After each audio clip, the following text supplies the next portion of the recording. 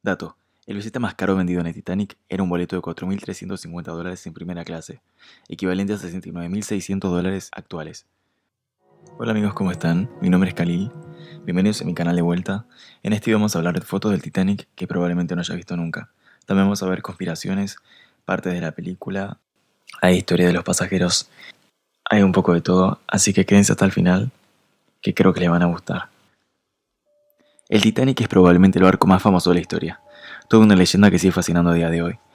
Tras zarpar de Southampton el 10 de abril de 1912, una hora después de lo previsto por un pequeño incidente con otro barco amarrado en el puerto, esta imponente nave imponía rumbo a Nueva York en su viaje inaugural.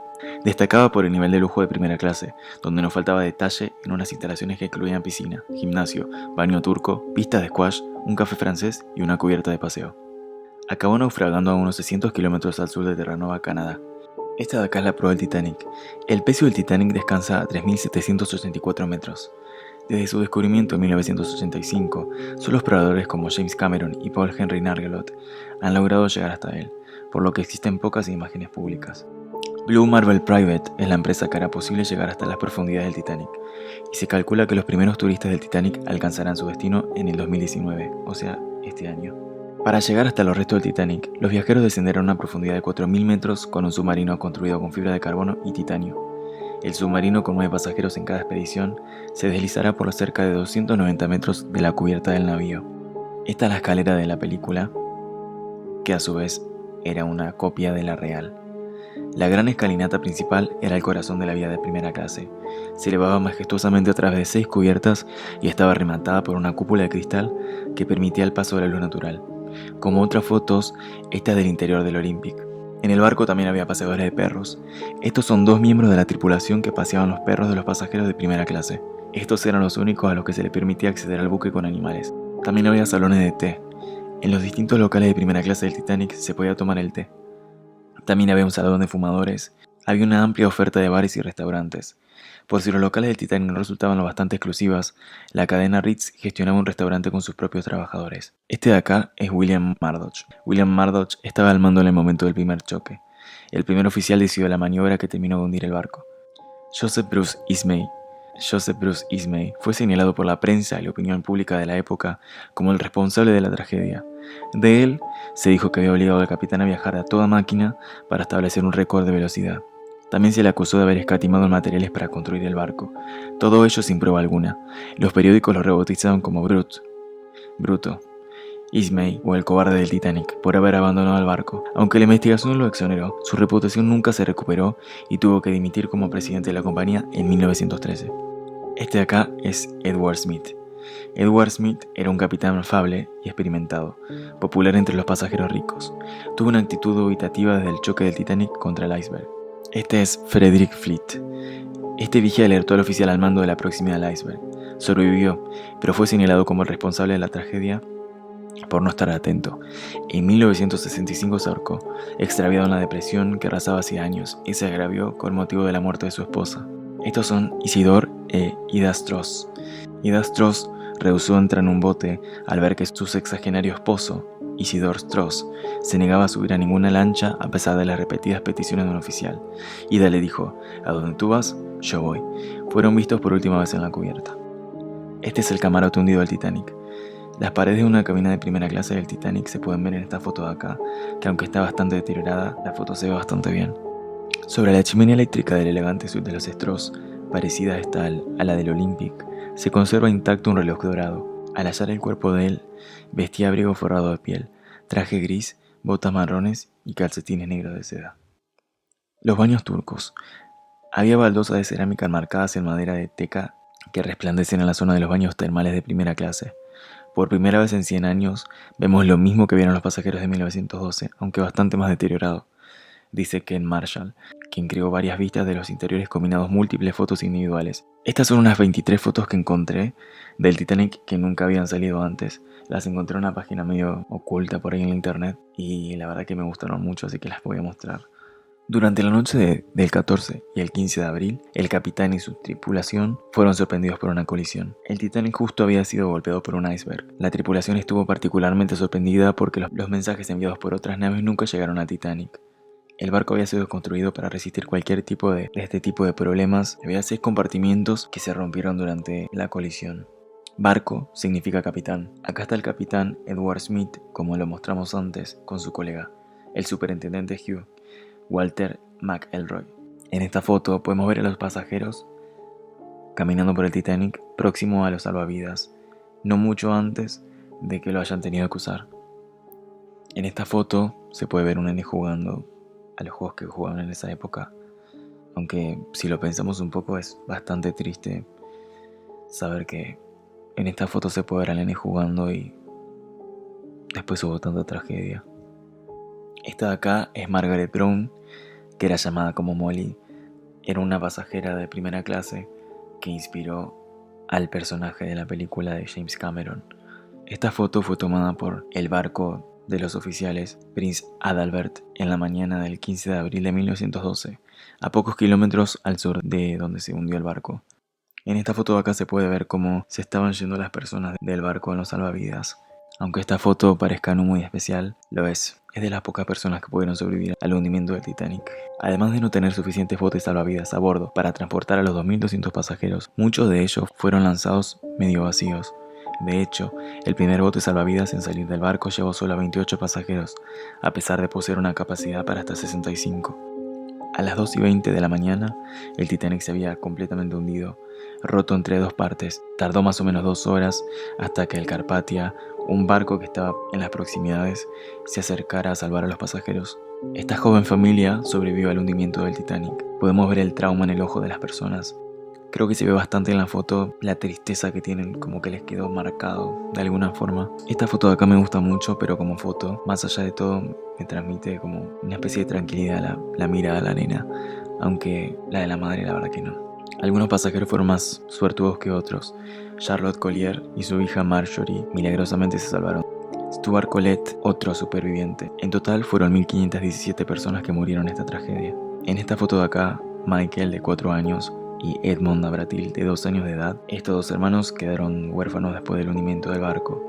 Algunos de los supervivientes del barco fueron recibidos en Millbay Docks, en Plymouth, en la costa de Inglaterra.